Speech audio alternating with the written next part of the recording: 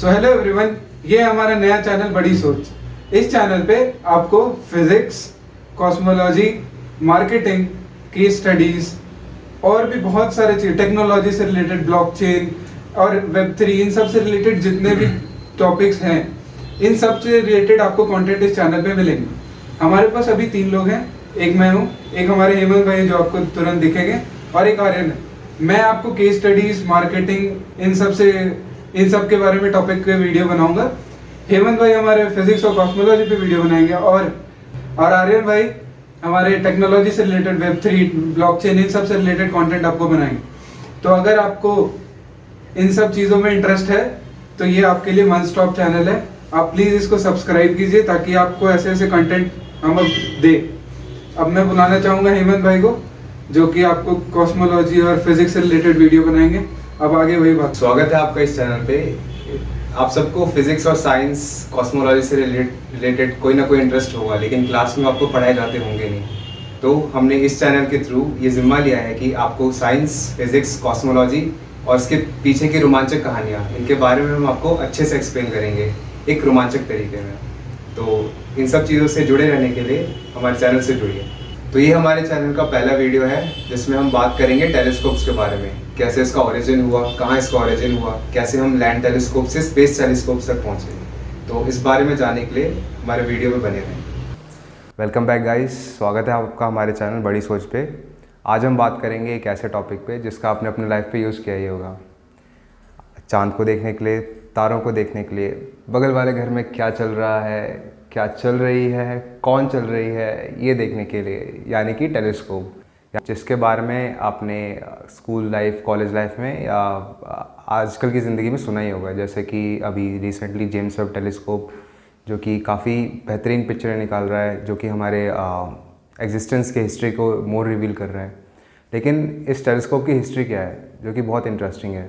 इसकी हिस्ट्री की शुरुआत होती है 1608, जहाँ पे एक लेंस मेकर था जिसका नाम था लिपर्शी, पूरा नाम हैंस लिपर्शी, जिसने एक्सीडेंटली इसको डिस्कवर किया था। जैसे कि बहुत सारी चीज़ें होती है एक्सीडेंटली डिस्कवर। उसने काफ़ी सारे लेंस को सीरीज़ में लगा लिया था, और उसके बाद उसने ये चीज़ देखा कि सीरीज़ में लेंसेज को लगाने से वो मैग्नीफाई होकर इमेज दे रहा है, इन्वर्टेड एंड मैग्नीफाइड इमेज। उसने बोला था seeing things as if they are near by, यानी कि चीज़ें है तो दूर लेकिन वो दिख रही हैं जैसे कि वो पास में है। अब जैसे ही उसने इस चीज़ का डिस्कवर किया था कि ऐसे एक चीज़ है जिससे कि आप दूर की चीज़ों को बड़ा करके देख सकते हैं, ये बात पूरे यूरोप में स्प्रेड हो गई।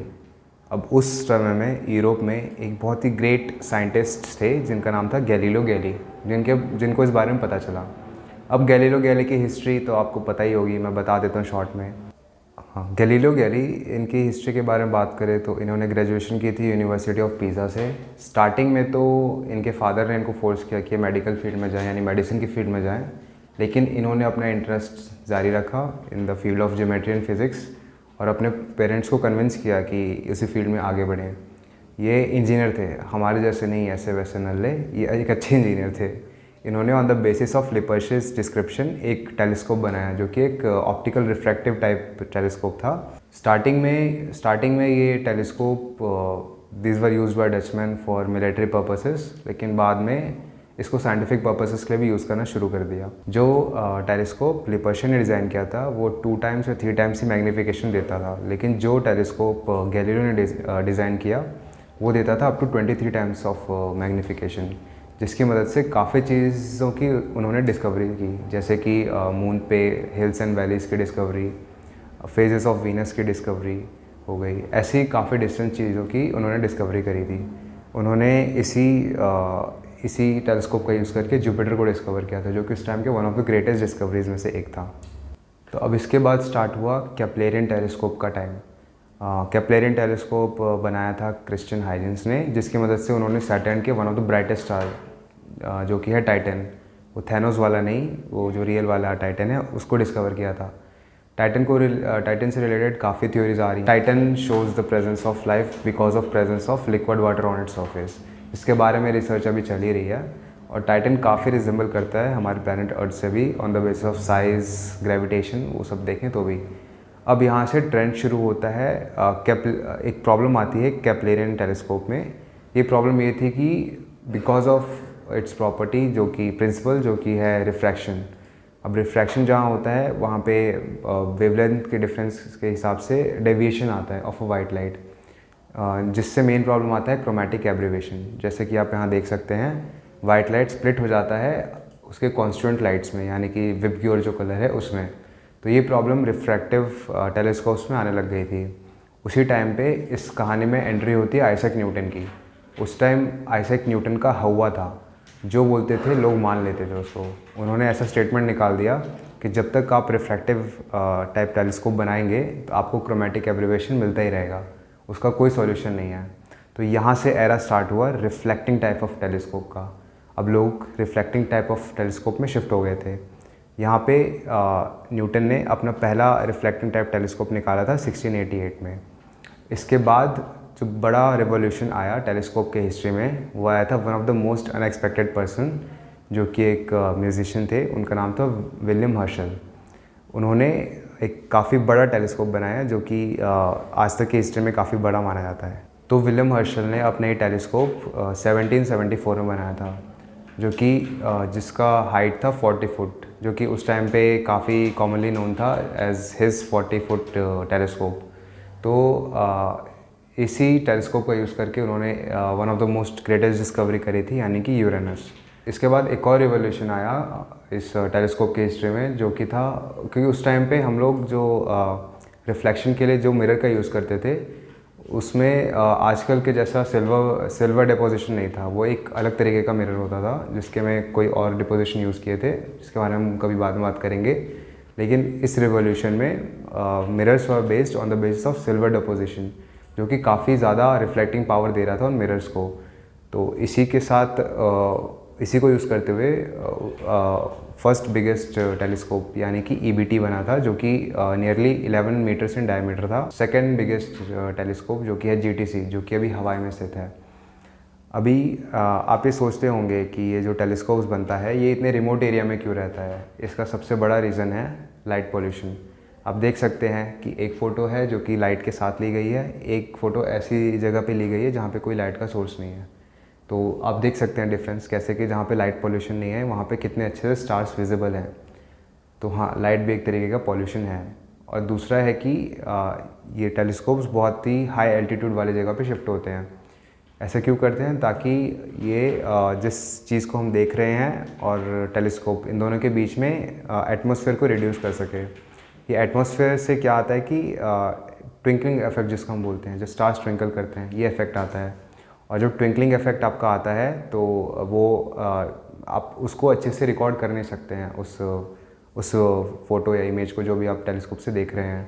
तो ये एक प्रॉब्लम आता है। तो अब साइंटिस्ट ने सोचा कि हम कितना एल्टीट्यूड बढ़ाएंगे, चलो स्पेस में ही चलते हैं।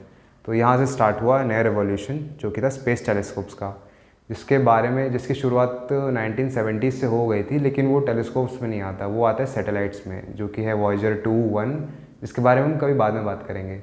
लेकिन काफ़ी डिस्कवरीज, जैसे जुपिटर की फर्स्ट इमेज वगैरह की हम बात करें तो ये आया था वॉयेजर 2 के थ्रू।